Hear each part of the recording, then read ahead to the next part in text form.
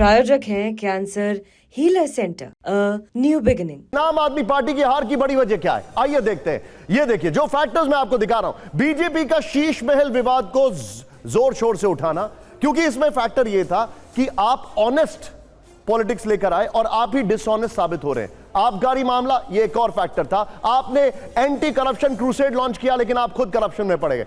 बड़े नेताओं का जेल जाना और वो सारे बड़े नेता चुनाव हार गए।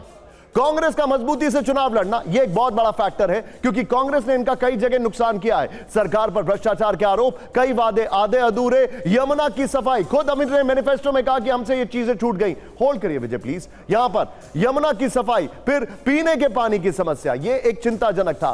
सीवर की समस्या, एमसीडी में आपके काम से नाराजगी, ये वो फैक्टर्स है। मैं आपको जरा 4 तस्वीरें दिखा रहा हूं, प्लेट ऑन। वो चारों तस्वीरें दिखाइए। आम आदमी पार्टी का रिसर्जेंस 2013, 2015, 2020, इंसान से इंसान का भाईचारा, यही है पैगाम हमारा। 2013 में था और बड़े बेआबरू होकर अपने कूचे से हम निकले। 2025 की अगर बात की जाए, यह है अभी तक का पूरा का ट्रैक रिकॉर्ड। ये चार्ट विंडो आपको इसीलिए दिखा रहे हैं क्योंकि आपको समझ में आ जाए।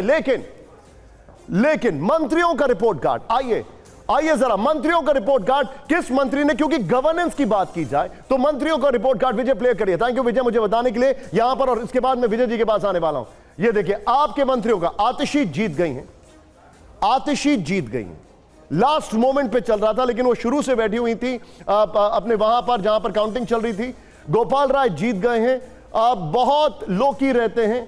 इमरान हुसैन जीत गए हैं, मुकेश अहलावत जीत गए हैं, बल्कि यहां पर राघवेंद्र शौकीन हार गए हैं, सौरभ भारद्वाज हार गए हैं। ये इनके नेताओं का रिपोर्ट कार्ड है। मैं सीधे चलूंगा, क्विक टेक यहां पर विजय सर से। विजय सर, 2 फैक्टर्स जो मुझे अभी तक समझ में आ रहे हैं, आप बेहतर जज हैं। पहला ये कि जिन्होंने एंटी करप्शन क्रूसेड लॉन्च किया वो खुद करप्शन में जेल चले गए, परसेप्शन डैमेज हो गया।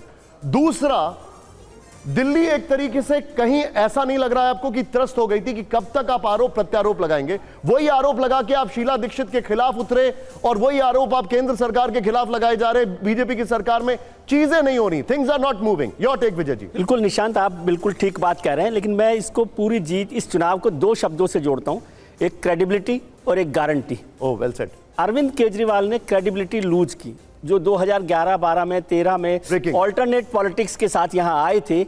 उस अरविंद केजरीवाल ने दिल्ली के मिडिल क्लास को बहुत निराश किया, जो एक ईमानदार राजनीति के लिए उनके साथ खड़ा हुआ था।